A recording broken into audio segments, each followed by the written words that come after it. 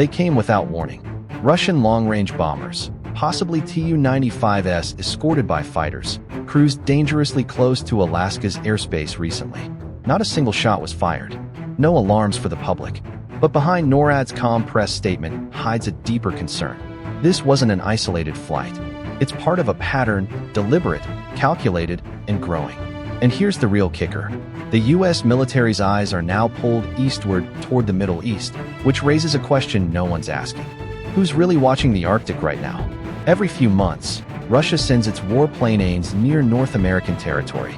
Technically, they remain in international airspace, but they breach what's called the Alaskan Air Defense Identification Zone, or ADIZ. It's a warning perimeter. If you're in it and you're unidentified, NORAD treats you like a possible threat. But unlike previous years, the timing is different. The global landscape is shifting fast. The war in Ukraine continues. China flexes in the Pacific, and Washington has moved more naval and air assets toward the Red Sea and Eastern Mediterranean. With resources stretched thin, incidents like this deserve much more attention. According to NORAD, Russian aircraft were detected approaching the Alaskan ADIZ early morning. U.S. systems tracked them via satellite, ground radar, and airborne warning platforms. While NORAD didn't release exact aircraft models, it's likely these were T-95 Bear bombers, a Cold War-era plane still in service, often used for long-range patrols.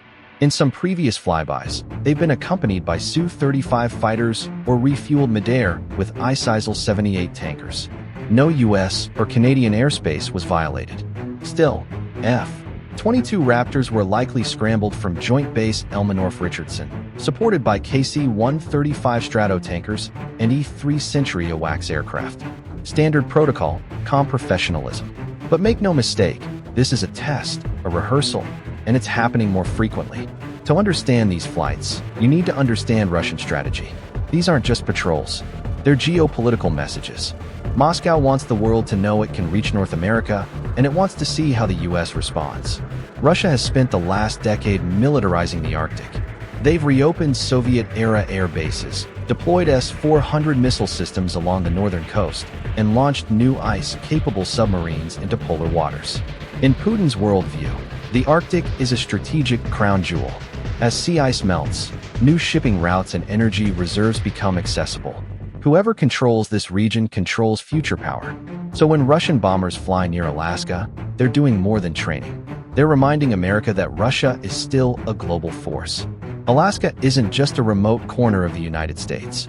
It's a critical front line in American defense, and the military presence there reflects that. The U.S. Air Force has positioned some of its most advanced aircraft in the region. At Joint Base Elmendorf-Richardson near Anchorage, F-22 Raptors stand ready to intercept any unidentified aircraft approaching the Alaskan airspace. These stealth fighters designed for speed and precision are supported by refueling tankers and E-3AX planes that keep eyes on the skies 24/7.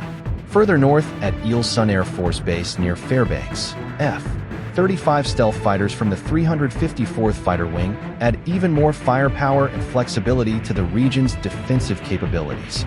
Together, these two air bases form a powerful aerial shield. But it's not just about planes. Below the surface, U.S. Navy submarines like the USS Hampton and USS Connecticut operate under the polar ice, taking part in Arctic exercises that simulate real-world conflict in one of the harshest environments on Earth. These submarines surface through thick ice during ice drills, proving that the U.S. can strike or hide where few others can operate. On the surface, American naval power is supported by Aegis-equipped destroyers from the Pacific Fleet. While they aren't permanently stationed in the Arctic, these warships regularly patrol the Bering Sea and can deploy north when needed. Their missile defense systems provide an essential layer of protection in case tensions escalate. Even the U.S. Coast Guard plays a major role here. Icebreakers like the Healy and the Polar Star not only conduct scientific missions, but also support military objectives, securing navigation routes, tracking foreign vessels, and maintaining a constant presence in the high north. Together, these air, sea, and undersea assets form a complex defense web. But like any web, it only works if all strands are strong, maintained, and ready. And right now, that's becoming more challenging. Music. Since October 2023, the Pentagon has been shifting forces eastward. With the Gaza war, tensions with Iran, and the Houthi, attacks on Red Sea shipping lanes, carrier strike groups, and advanced aircraft have been moved to CENTCOM. The USS Dwight D. Eisenhower spent months in the eastern Mediterranean and then the Red Sea. Patriot batteries, F-15s, and F-18 squadrons were shifted from Europe and Asia to bases in Jordan, Saudi Arabia, and Djibouti. Maritime security has consumed attention, leaving the Arctic and Indo-Pacific thinner than usual. Even the USS Ronald Reagan, typically assigned to the Pacific, was involved in operations away from its normal patrol area. So while NORAD remains vigilant, the overall U.S. military footprint near Alaska is under strategic strain, and adversaries like Russia can see that the Arctic is no longer a frozen buffer zone. It's becoming a militarized frontier. Russia has announced plans to develop nuclear-powered icebreakers and new missile bases along the Northern Sea route. Their northern fleet is more active than at any point since the Cold War. China, though not an Arctic nation, is investing heavily in polar research and claiming itself a near-Arctic state. They've already sent research vessels and submarines into the region. Meanwhile, the U.S. Arctic strategy is catching up.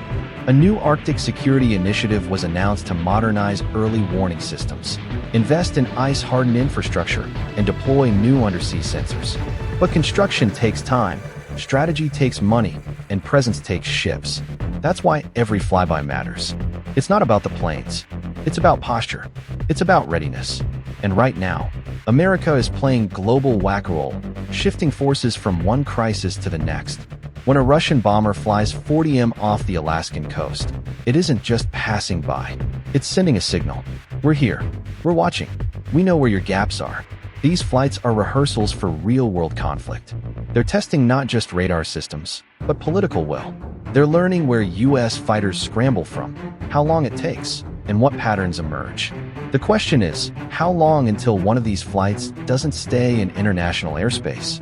How long until a miscalculation leads to something more? The Arctic may look frozen on the map, but geopolitically it's boiling beneath the surface. If you value deep dives into military strategy, global security, and naval geopolitics, subscribe now and tell us in the comments.